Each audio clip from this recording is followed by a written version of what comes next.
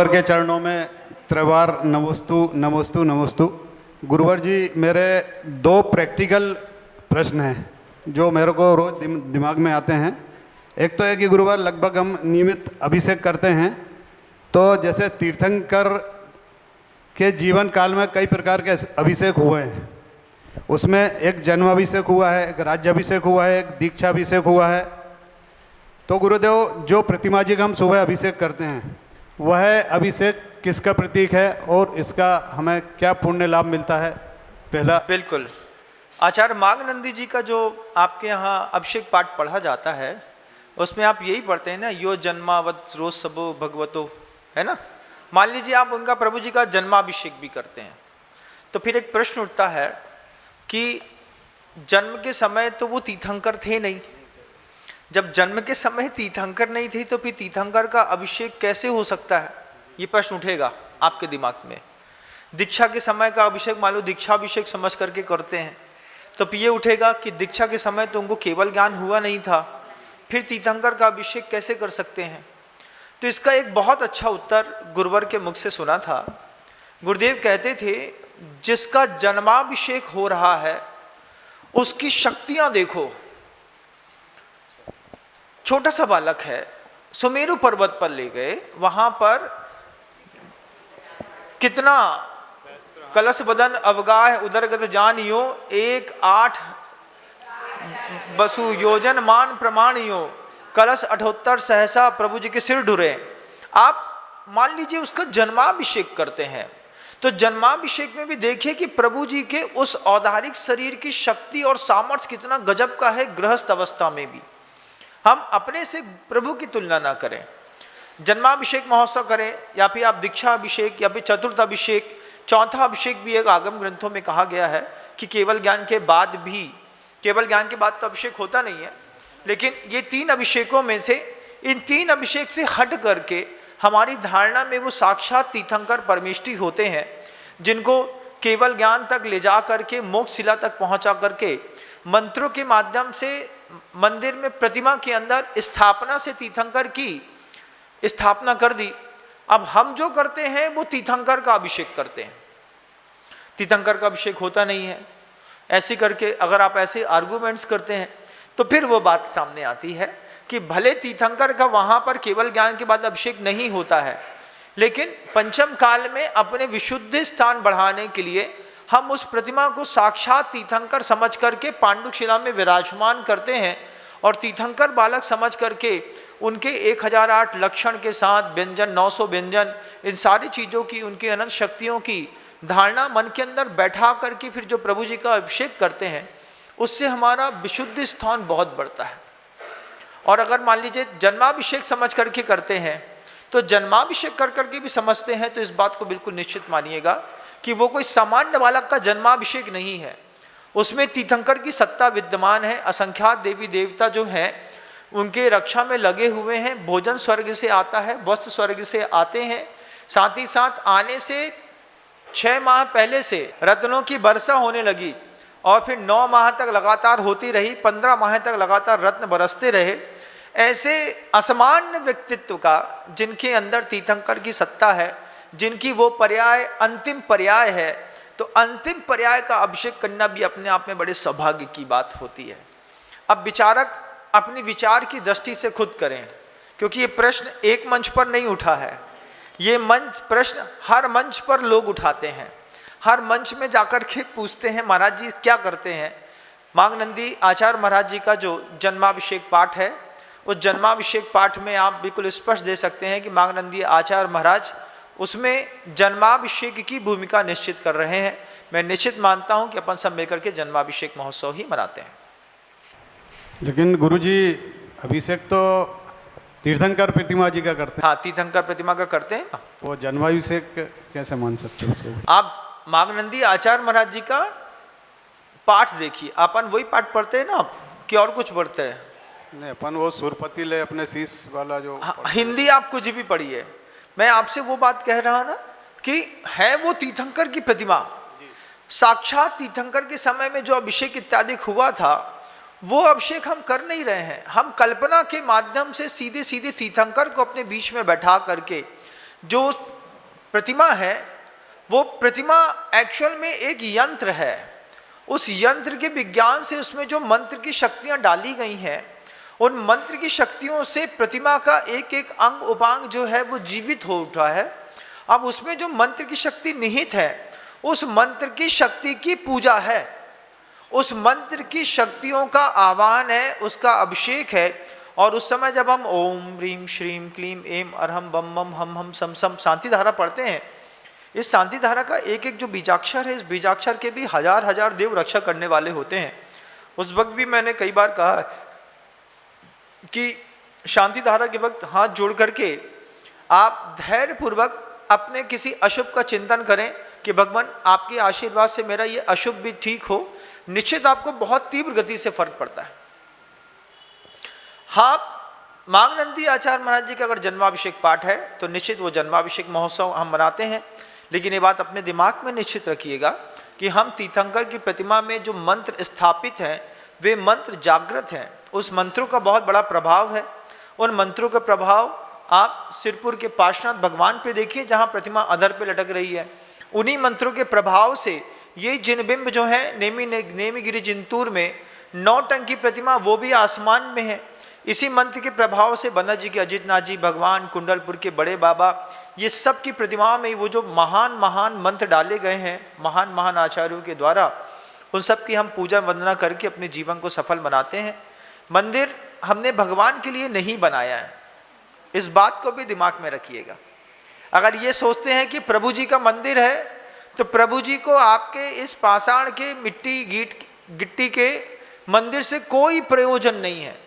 प्रभु जी के लिए तो साफ साफ समंत्रबद्ध गुरुदेव ने कहा है, न पूज्यार्थस्त्वयि वीतरागे न निंदया नाथ विवांत वैरे तथापिते पुण्य गुणस्मतिर्न पुनातु चित्तम दुरितांजनेभ्य। शंभ स्त्रोत में समंत्रबद्ध भगवान कह रहे हैं इस बात को कि भगवान आप तो वीतरागी हैं, आपको न पूजा से मतलब है न निंदा से मतलब है। दुनिया में जितने भी मंदिर हैं वो हम जैसे आप जैसे मनुष्यों ने अपने धर्म ध्यान के निमित्त से बनाए हैं। उस मंदिर में प्रभु का तो कोई धर्म ध्यान नहीं होता। प्रभु को हमने खींच करके सिद्धालय से ला करके वहां पर प्रतिमा में स्थापित किया। अजितनाथ भगवान की प्रतिमा है, पार्श्वनाथ भगवान की प्रतिमा है। पार्श्वनाथ भगवान तो आज भी सिद्धालय में बैठे हैं। प्रतिमा में कौन है? प्रतिमा में स्थापना निक्षेप से मंत्र के माध्यम से पार्श्वनाथ भगवान को जैसे वहां के थे इदम यह जो वहाँ है वो यहाँ पर है। तो उस प्रतिमा की हम जब जीवित तीर्थंकर समझ करके भक्ति पूजन अर्चन सेवा शुश्रूषा इत्यादि करते हैं तो उसके स्थापित मंत्रों के प्रभाव से करने वाले यजमान का वैभव बढ़ता है, अभ्युदय भी बढ़ता है और निश्चय सुख की भी प्राप्ति होती है। इसलिए बड़े बड़े मंत्रों से मंत्रित ये प्रतिमाएं प्रत्येक देवालय में रखी हैं और हर देवालय की हर प्रतिमा के अलग अलग अतिशय होते हैं। हर प्रतिमा का अतिशय एक जैसा नहीं होता है। पता चला कोई प्रतिमा किसी मुहूर्त में प्रतिष्ठित हुई है, कोई प्रतिमा किसी मुहूर्त में प्रतिष्ठित हुई है। प्रतिष्ठा करने वाले साधु अलग हैं, ब्रह्मचारी अलग है, दाता की वृत्ति अलग है, दाता का भाव अलग है, दाता का पुरुषार्थ करने का तरीका अलग है। इन सब चीज़ों से प्रतिमा में विशेष प्रकार का अतिशय धीरे धीरे धीरे करके बढ़ता चला जाता है। इन सब में हमको सब चीज़ें देखना पड़ती हैं। मान लीजिए कोई इधर उधर के काम करने वाले ने कोई प्रतिमा स्थापित की है, उसकी प्रतिमा चूंकि दाता की वृत्ति अशुद्ध है इसलिए उस प्रतिमा के अतिशय भी नष्ट हो जाते हैं। कोई सात्विक है, प्रतिमाधारी है, कोई व्रती है, 10 प्रतिमा के व्रत लेकर के किसी ने जिनबिंब स्थापित किए हैं, साधु ने उसका सहयोग किया है। तो इसलिए मंदिर में जितने भी जिनबिंब होते हैं सारे के सारे जिनबिंबों के अपने अपने एक अतिशय होता है। तो प्रत्येक जिनबिंब को जब समगम समगम प्रत्येकम प्रत्येकम एक साथ सबको भी और अलग अलग भी जब हम नमस्कार करते हैं उससे हमारे जीवन में अतिशय घटता है। मंदिर हमने अपने लिए बनाया, भगवान के लिए नहीं बनाया। और आगे भी जो हम मंदिर बना रहे हैं वो भगवान के लिए नहीं बना रहे हैं, वो जैन शासन के लिए नहीं बना रहे हैं, वो हम आने वाली समाजों को एक प्रेरणा दे सके, आने वाली पीढ़ियों को हम एक चेतना के लिए एक बड़ा स्थान खड़ा कर सकें। इसलिए हम बड़े बड़े मंदिर का निर्माण कर रहे हैं। ये जो आवश्यक कर्तव्य है इसमें सब कुछ जो भी है वो संसारियों का है, भगवान का कुछ भी नहीं है। ठीक है महाराज, एक और एक और शंका है महाराज जी। हो जाए। हम डेली लगभग नियमित पूजन करते हैं, तो उस पूजा में जो 8 द्रव्य होती हैं, तो उसमें जैसे फर्स्ट द्रव्य हम जब चढ़ाते हैं जल, तो उसमें मंत्र आता है जन्म जरा मृत्यु विनाशनाय जलम निर्वपामिति स्वाहा। महाराज जी, मैं रोज सोचता हूँ कि जब मैंने जन्म और मृत्यु को पहले ही द्रव्य में नष्ट कर दिया, तो फिर बाकी के जो पीछे की द्रव्य हैं कि अष्टकर्म क्यों होना, क्षुधा रोग भी क्यों आएगी, मोह अंधकार भी नहीं रहेगा, ये सारे पूजा की भक्ति से आपका संसार खत्म नहीं होगा, इस बात को समझ लीजिए। नहीं, पर गुरुदेव जैसे जन्म और मृत्यु समाप्त हो गई। मैं बता रहा हूँ। एक क्रियात्मक धर्म होता है, एक गुणात्मक धर्म होता है। सिर्फ क्रियात्मक धर्म करने से, अगर आपने सोचा कि मंदिर में भगवान की पूजा करने मात्र से हमारे जन्म जरा और मृत्यु मिट जाएगी, तो आप भ्रम में हैं। भगवान की पूजा करने से जन्म जरा मृत्यु के लिए वो जल चढ़ाने वाला जो भाव है, वो आपको परंपरा से निर्वाण का कारण बनेगा, और परंपरा कितनी बड़ी होगी इसका आपको एहसास नहीं है। मंदिर कोई गृहस्थ है, अंदर चढ़ाया जन्म जरा मृत्यु विनाशनाय जलम निर्वपामिति स्वाहा। मान लो अगर उसी से जन्म जरा और मृत्यु मिट रही होती, तो फिर कोई साधु क्यों बनता, प्रतिमा के व्रत क्यों लेते, कोई यारिका क्यों बनते। तो उस संसार को नष्ट करने के लिए, जरा को नष्ट करने के लिए, जन्म को नष्ट करने के लिए, बालक के लिए बाल बोधाय कथ्यते, बच्चों के लिए समझाया कि भैया मंदिर आकर के ऐसी पूजा करो। वही पूजा जो है, जब कोई प्रतिमाधारी उपवास करता है तो उसके लिए व्यर्थ हो गई। स्नान महाव्रत लेकर के वो ध्यान में बैठ गया। महाव्रती तो उसमें हाथ भी नहीं लगाते हैं, पूजा ही नहीं करते हैं, और महाव्रती आराम से अपने कमरे में बैठे हैं। तो उसके लिए आप इस बात को समझ लें कि गृहस्थ जीवन में रह करके पूजा आवश्यक कर्तव्य है। उस पूजा के माध्यम से देव पूजा, गुरुपास्ती, स्वाध्याय, संयम, तप, दान, इन चीज़ों के माध्यम से परंपरा से निर्वाण की प्राप्ति होगी, मोक्ष की प्राप्ति होगी, सुख की प्राप्ति होगी। अब ये परंपरा कितनी बड़ी है, अर्ध पुद्गल परावर्तन काल मात्र है कि पुद्गल परावर्तन काल है कि अनंत भव बाकी हैं, कितने भव बाकी ये कोई नहीं जानता। अगर मान लीजिए गृहस्थ में ये पूजा के जल चढ़ाने मात्र से मोक्ष मिलता, समझिए ना, तो फिर कोई साधु ही नहीं बनता। नहीं गुरुजी, मुझे शंका यह रहती है कि जन्म जरा जल का यदि ऐसा है कि मृत्यु, जन्म और मृत्यु नाश हो रही है, तो इसको अंत में रखना था कि पहले क्षुधा रोग खत्म हो गया, यह खत्म हो गया सारा, और उसके बाद अंत में हमने जन्म और मृत्यु से छुटकारा पा लिया। वो सब तो सीक्वेंस में चल रहा है। मुझे ये शंका हो जाती है कि जब मैं आपको इसको भी बता देता हूँ। आचार्य वीरसेन स्वामी ने धवला की पुस्तक में इस बात को कोट किया है। उनसे पूछा कि का नाम अर्चना, अर्चना किसका नाम है? तो आचार्य भगवंत ने कहा जलगंध अक्षत पुप्फादि फलम समर्पयामिति नाम तस्य नाम अर्चना, कि 8 द्रव्य जो हैं उस 8 द्रव्य को मिला करके प्रभु के सामने चढ़ाने का नाम पूजा होती है। समझिएगा क्या नाम, पूजा किसका नाम है? अष्टद्रव्य चढ़ाने का। अष्टद्रव्य हाथ में ली, उदक चंदन तंदुल पुष्प कई चरु सुदीप सुदूप फलार्घ कई, बोला पूरा मंत्र बोला, भगवान जिन चरणाग्रे अर्घ्यम निर्वपामति स्वाहा, बोले वो चले गए, इतने में आपकी पूजा हो गई। ये जल, चंदन, अक्षत, दीप, धूप, नैवेद्य अलग अलग चढ़ाने की जो परंपरा और ये विधान इत्यादि हैं, ये आराधी किसी विद्वानों की उपज है। जितने भी जिनवाणी में जितने भी मंत्र लिखे गए हैं, पूजाएं लिखी गई हैं, ये आचार प्रणीत नहीं है। ये सब मतलब विद्वानों ने हमारा आपका शुभोपयोग 1 घंटे, 1.5 घंटे, 2 घंटे तक मंदिर में लगा रहे, तो इस तरीके से भावनाओं के साथ उस पूरे के पूरे द्रव्य को, विधान इत्यादि को करा है कि अशुभोपयोग में रहने वाला गृहस्थ शुभोपयोग का सहारा लेकर के इस तरीके से विधान आदि करके अपने पाप कर्म को कम कर सके।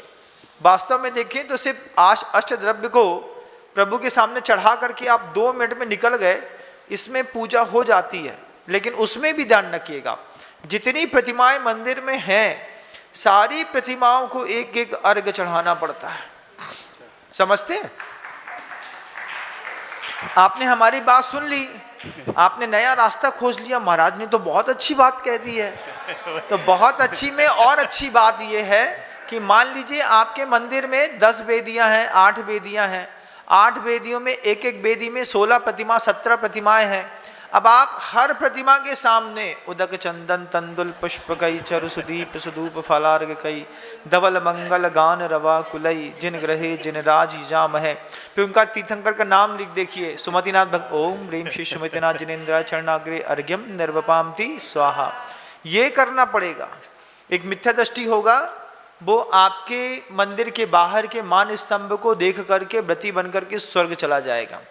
लेकिन अगर जैन कुल में उत्पन्न कोई व्यक्ति है, वो बिना पूजा किए मर गया, तो इसमें आचार्य सोमदेव सूरी महाराज ने लिखा है कि वो जिनेन्द्र भगवान का कर्जदार है। कर्जा क्या है कि जिन कुल में आने के बाद जिनेन्द्र भगवान की पूजा नहीं की, ये कर्जा है उसका। तो फिर अब क्या उपाय करेंगे? क्या पसंद है आपको कि बैठ करके शांति से जलगंध अक्षत अलग अलग चढ़ाएंगे कि एक एक प्रतिमा के सामने उदक चंदन करके चढ़ाएंगे? क्या शॉर्टकट अच्छा लगता है? जो आपको अच्छा लगे, आप दोनों में से किसी एक का लेकिन निर्दोष तरीके से प्रयोग करें और अपना शुभोपयोग व्यवस्थित रखें। नमस्ते।